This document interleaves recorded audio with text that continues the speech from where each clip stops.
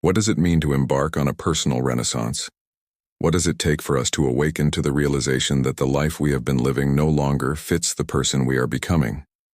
These questions, though profound, often linger in the quiet corners of our minds, waiting for us to summon the courage to confront them.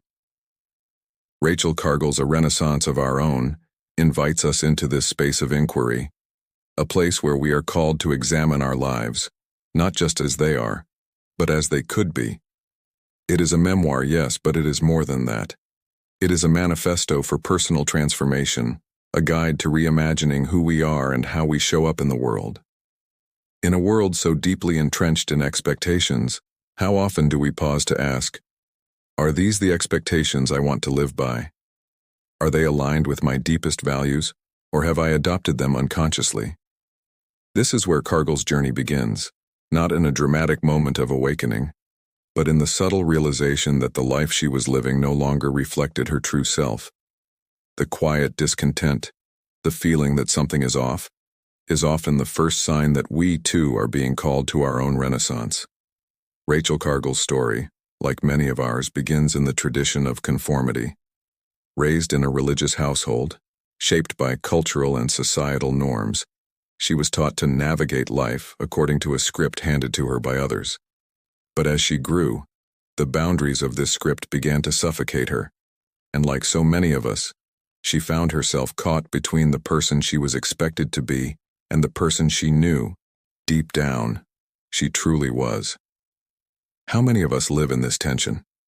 How many of us, if we're honest, feel the weight of expectations that no longer serve us, or perhaps never did? Cargle writes, I had been living a life defined by the systems around me: religion, race, gender, class. But the day came when I could no longer ignore the whisper of my soul calling me to more. These words resonate deeply because they reflect a universal experience, the quiet, persistent voice within us that calls us to step beyond the limits imposed on us. But how often do we listen to that voice? How often do we push it aside, telling ourselves that it's safer, easier, to stay where we are? This is where Cargle's renaissance begins, and it is where ours can begin too.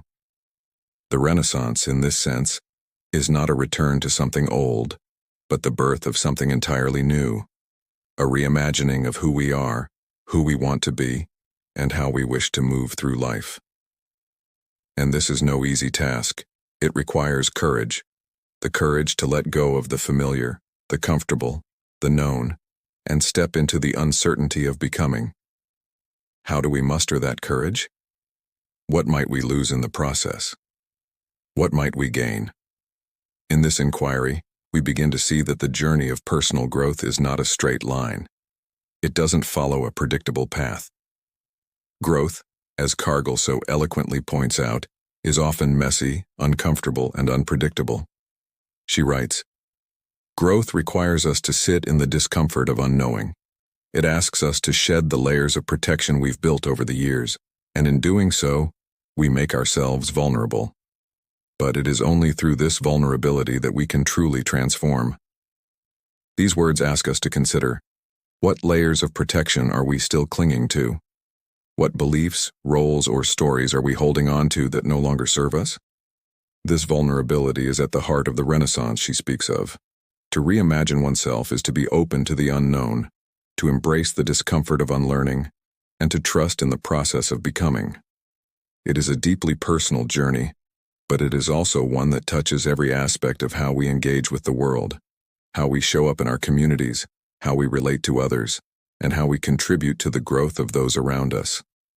Cargle reminds us that our personal transformation is not just for ourselves, it has ripple effects. How might your growth inspire others? How might it challenge the systems and norms that perpetuate a collective stagnation? Cargle's renaissance is not an isolated individual experience. It is deeply interconnected with the world around her. She speaks to the importance of community, not as a passive backdrop to our personal evolution, but as an active participant in it. Our growth is tied to the growth of others, she writes. We cannot rise alone. As we reimagine ourselves, we reimagine the ways we relate to others. the ways we support one another in our shared humanity. This insight brings another layer to our reflection. In what ways are we supporting the growth of those around us? Are we creating spaces that allow for others to step into their fullest selves? Or are we reinforcing the very systems that keep us all small? In this way, Cargle's work challenges us not only to examine ourselves, but to look outward to ask, how am I contributing to the collective transformation of my community? What systems of exclusion, oppression, or limitation am I unconsciously upholding? And how can I begin to dismantle them? These are not easy questions, but they are necessary ones. And they bring us back to the central premise of Cargle's book. To reimagine oneself is to reimagine the world. As we grow, so too must our communities. As we evolve, so too must the systems that shape our lives. What does it mean, then, to show up in our communities as our true selves? How do we create spaces that allow for vulnerability, authenticity, and mutual growth?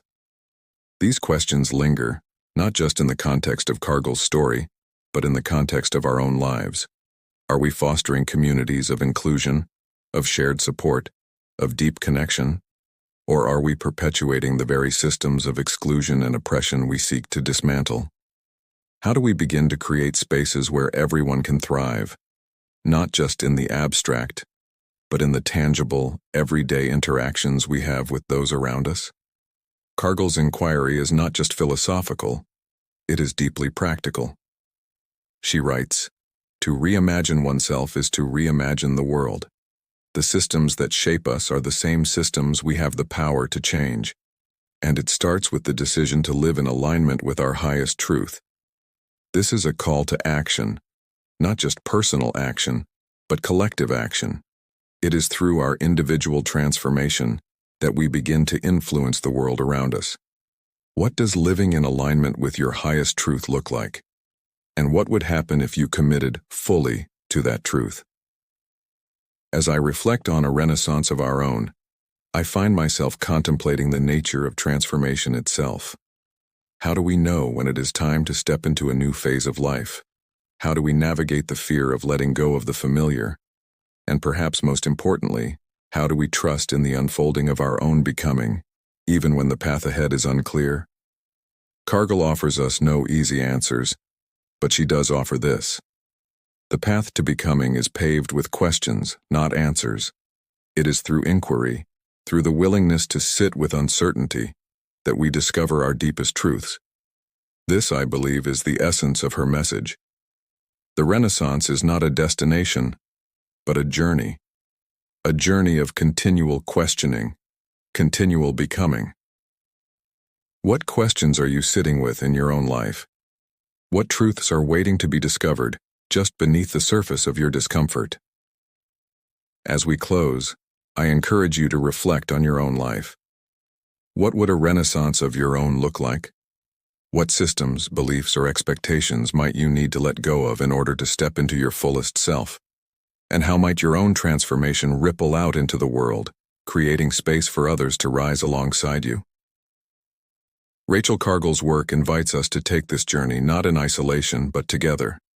It is an invitation to reimagine ourselves, our communities, and the world we inhabit. And it starts with the simple act of asking, who am I becoming? Who are we becoming collectively when we allow ourselves the grace to grow? If this reflection resonates with you, and you feel called to explore your own renaissance, be sure to like, comment, and subscribe. Here at Books Over Mind, we are committed to diving deep into the transformative power of literature, and we invite you to join us on this journey of growth and reimagining. And remember, keep books over mind.